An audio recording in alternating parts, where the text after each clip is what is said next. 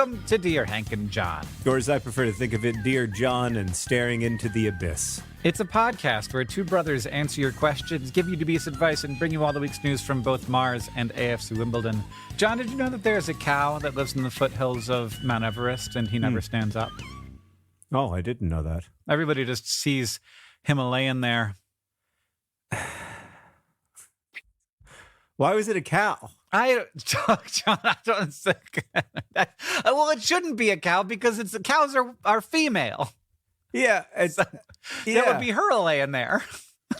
Nothing worked about that joke for me. And if you're going to put a cow in a joke, it's like Chekhov's gun. Like, that cow better go off. No, it's a misdirection. It was a red herring. It is not a great red herring. I'll say, if you write a mystery novel and your red herring is the cow that you it wasn't a red herring, John. It was a red Holstein. Oh. Now, see, that kind of saved it for me. That kind of saved it for me. I just had to think really hard for a type of cow that started with H. And it only took that long. It took you like 20 full seconds to think of a kind of cow, even though you live in Montana, which has more cows than people. It's true. Now, Hank, usually we banter a little bit back and forth at this point, yada, yada, who's-y, what's-y, but we have to get to a question this week. It's vitally important. It's from Izzy. She writes, Dear John and Hank, during my last Zoom session with my 70-something-year-old French tutor, she shared her screen, and my eyes were immediately drawn to an audio file on her desktop named Screaming Frog. I think about this at least 5 times a day. Is this a recording of a screaming amphibian? And if so, why are they screaming? And why is this on her desktop? Can frogs scream? Focusing on the subjunctive mood wasn't easy. Izzy. Well, Izzy, I feel like focusing on the subjunctive mood is not easy right now in general. I'm not sure what a subjunctive mood is, but I think I've seen plenty of them on Twitter.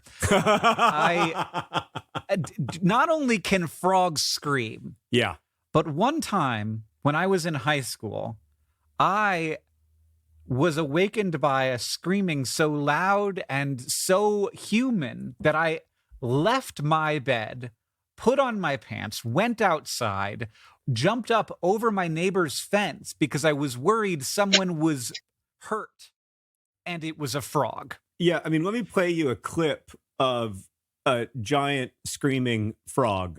That is, I believe, the name of the frog. And this is a sound that is maybe on your French tutor's computer. I can't wait. Now, why is a separate question. Oh, my God. Yeah. That is a screaming frog. That is a screaming frog. So yes, frogs can scream. That does not answer the question of why there is a screaming frog audio file on your 70-something-year-old French tutor's desktop. Yeah, so I have a theory about this. Oh, John has a theory. Okay. So my experience with older people, and also with myself, I count myself among older people, is that essentially all of our files are on the desktop. And so somebody sent, like some grandchild, I'm imagining, sent an audio file of a screaming frog. And Hank, as you know, grandmothers can feel proud of anything. And so the tutor was probably like, oh my God, I can't believe my grandchild figured out how to send an email attachment. That's wonderful. I'll download it. And maybe I'll even like put a copy of it on the refrigerator. Yeah, I have to keep this. Yeah. This is a thing that that is now a part of my memory and like a gift that I have been given. And so I must keep it, and I must keep it on the desktop. But I showed that video to Henry, my son, who's 10, and he then showed it to all of his friends. And then like they ripped the audio and are sharing it with each other. So it's happening all over again, Izzy. Like it's whatever happened to your 7-year-old French teacher is about to happen to them again. Because it's making the rounds.